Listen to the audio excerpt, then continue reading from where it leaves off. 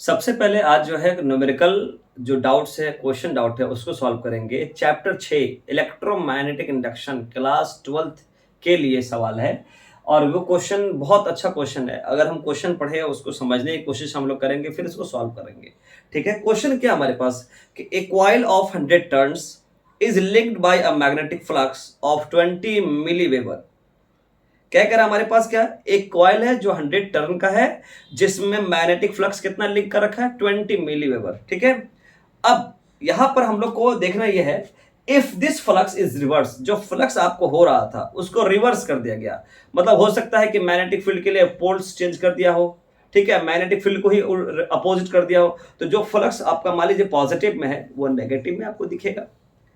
तो अगर फ्लक्स को रिवर्स कर दिया जाए और उसको फ्लक्स को रिवर्स करने में कितना टाइम लगा 2 मिली सेकेंड। मतलब पहले जो है आपको 100 टर्न का यानी कि 100 टर्न का जो है, मतलब 100 टर्न का एक कॉइल था, ये टर्न है मतलब एन की बात कर रहा है। और ये 100 टर्न का जो कॉइल है, मतलब ये जैसे 100 टर्न का, जैसे मान लीजिए ये नंबर ऑफ टर्न्स है 1 2 3 4 इस तरह से, इसे 100 टर्न का कॉइल है, इसमें फ्लक्स हमारे पास लिंक हो रखा फ्लक्स। और कितना फ्लक्स हमारे पास है, तो फ्लक्स को आप जानते हैं डिनोट करते हैं हम लोग फाई से, जो दिया हुआ 20 मिली वेबर दिया हुआ है। अब कह रहा है कि इस फ्लक्स को रिवर्स कर दिया जाए। रिवर्स बहुत तरीके से हो सकता है कि पोल्स जो है, जो नॉर्थ से था वो साउथ हो गया हो। तो जब फ्लक्स चेंज करने का मतलब क्या, रिवर्स करने का मतलब क्या, अगर ये मान लीजिए 20 प्लस में है तो ये फ्लक्स क्या हो जाएगा -20 हो जाएगा, यानी इसको ठीक इसका उल्टा करना है, रिवर्स करना है। तो यहाँ पे दोनों फ्लक्स की वैल्यू चेंज हो गई, ये φ1 हो गया और ये φ2, यानी इनिशियल और फाइनल हो गया। तो नॉर्मल सी बात है, फ्लक्स में चेंज हुआ, तो फ्लक्स को चेंज करने में कितना टाइम लगा, 0 पॉइंट क्वेश्चन दिया हुआ है, सॉरी क्वेश्चन दिया हुआ है 2 मिली सेकेंड लगा, 2 मिली सेकेंड।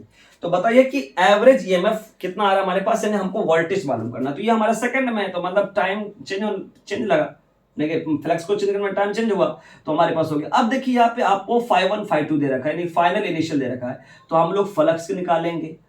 ठीक है, पहले फ्लक्स निकालेंगे तो क्या हो जाएगा, फाइनल फ्लक्स माइनस इनिशियल। आपको डायरेक्ट वैल्यू दे रखा है, फाइनल की वैल्यू -20, फाइनल की वैल्यू -20 और इनिशियल की वैल्यू 20 है, तो कितना हो गया हमारे पास चेंज इन फ्लक्स आपका -40 मिली वेबर हो गया। अब देखिए सवाल में कह रहा है कि उस कॉइल में जब मैग्नेटिक फ्लक्स को चेंज कर देगा तो कितना ईएमएफ इंड्यूस्ड हुआ, कितना ईएमएफ इंड्यूस्ड हुआ, तो हम लोग को ईएमएफ निकालना है।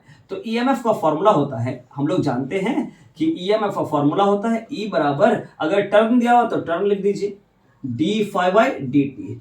अब यहां पे देखेंगे माइनस, इस फॉर्मूला में माइनस दिखाएंगे कि नहीं दिखाएंगे, यस सर दिखाएंगे। क्यों दिखाएंगे माइनस, इसमें माइनस क्यों दिखाएगा, क्योंकि हमारे पास जो फ्लक्स में जो बदलाव आ रहा है, जो चेंजेस आ रहा है वो माइनस में आ रहा है, रिवर्स में आ रहा है, तो हम लोग को इसलिए माइनस दिखाना पड़ता है। अगर इसकी वैल्यू प्लस में होता तो यहाँ पे माइनस नहीं दिखाते।